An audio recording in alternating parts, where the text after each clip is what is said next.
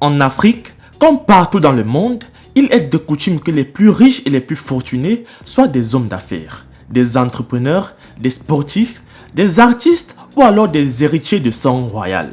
Mais il existe cependant certaines personnalités politiques qui, par des moyens parfois considérés comme illégaux, ont réussi à se classer dans le top des hommes les plus riches de leur pays et voire même de leur continent. Aujourd'hui les amis, nous allons parler de Ahmed Bakayoko et de la fortune que celui-ci a laissée derrière lui.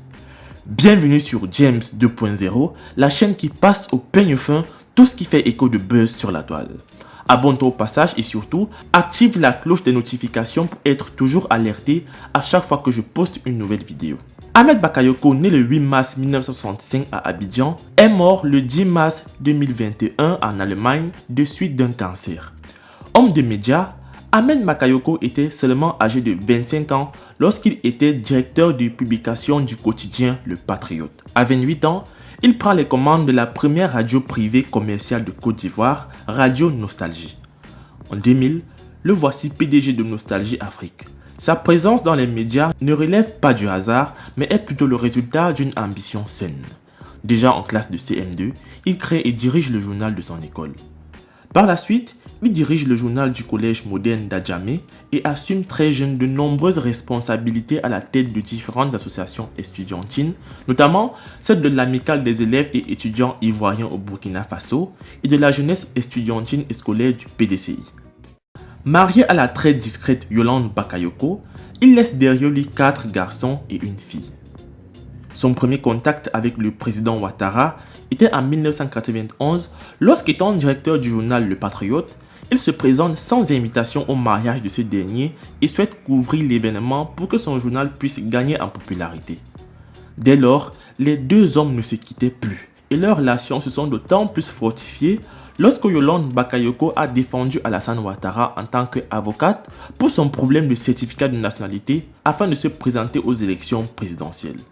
Ayant donc joué un grand rôle dans l'élection présidentielle de Ouattara, il entre au gouvernement à la qualité de ministre des Télécommunications et des Nouvelles Technologies de l'Information et de la Communication en mars 2003. Puis, ministre de l'Intérieur et de la Sécurité. Ensuite, il est nommé ministre de la Défense et enfin Premier ministre. Abobolais de sang et de souche, celui-ci va devenir depuis 2017 maire d'Abobo, commune qu'il aimait de tout son cœur. Déclaré par certains comme faisant partie de la franc-maçonnerie ou alors d'être à la tête des plus gros cartels de drogue de Côte d'Ivoire, la richesse de ce dernier, malgré toutes ces accusations, est et reste parmi les plus importantes du pays. Il dépensait ainsi son argent tant pour des futilités que pour des projets ayant sauvé de nombreuses vies. Pour son élection à la mairie d'Abobo, celui-ci avait mobilisé près de 5 milliards de francs CFA pour se garantir la première place. Certains ont dit que c'était pas fair-play, mais en politique, tous les coups sont permis. Ses actions caritatives à l'endroit des veuves et orphelins par mois étaient comptées à près de 700 millions de francs CFA. À côté de ça, Ambak soutenait plusieurs ONG à travers des œuvres de charité et les forces armées en leur offrant du matériel roulant.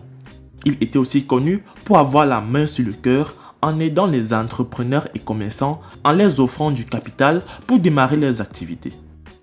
Ainsi, il a su rentrer dans le cœur des Ivoiriens pour être l'homme politique le plus aimé de Côte d'Ivoire de tous les temps. Pour ceux qui connaissaient bien la vie de Ahmed Bakayoko, il était un homme de médias et donc un fan de musique populaire.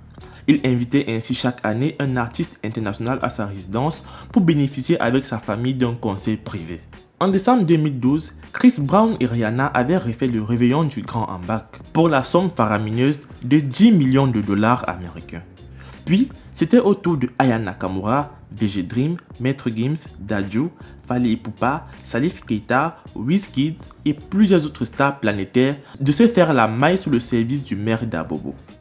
Il faisait également du sponsoring pour plusieurs concerts et événements musicaux dans le pays. Et à chaque année, c'est pas moins de 15 milliards de francs CFA qu'il dépensait pour la musique et des spectacles dans ces nombreuses villas luxueuses qu'il possède dans les 4 coins du pays et même à l'étranger. Ahmed Bakayoko était un grand fan de voitures. Même si la majorité de ses sorties étaient en voiture de service, celui-ci a fait une collection de voitures les plus chères et luxueuses du monde. Une Rolls-Royce Phantom à 300 millions de francs CFA, une Mercedes-Benz classe S à 65 millions de francs CFA, une Bentley que celui-ci s'est faite à hauteur de 250 millions de francs CFA et une Hummer qu'il a eu à hauteur de 100 millions de francs CFA. Il possède entre autres un jet privé qu'il a acheté à 2,450 millions de dollars et un yacht à 1,5 million de dollars. Comme un adage le dit si bien, qui se ressemble s'assemble. Ahmed Bakayoko était un grand fan de football, le sport qui génère le plus d'argent au monde et était en même temps sponsor de grands clubs de Champions League en Europe. Ainsi, à chaque visite, il n'hésitait pas à se filmer avec les plus talentueux tels que Drogba, Eto'o, Mbappé, Balotelli et plusieurs autres stars du ballon. En suivant de près les dépenses du ministre, on peut affirmer avec certitude que la fortune que Ahmed Bakayoko laisse derrière lui aujourd'hui s'élève à pas moins de 310 millions de dollars et serait ainsi l'un des hommes les plus riches de Côte d'Ivoire. Laisse un commentaire quant à la fortune de Ahmed Bakayoko dans les commentaires, like la vidéo si c'est que tu as aimé. C'est tout pour cette fois, moi je vous laisse et surtout, on se prend pour la prochaine fois.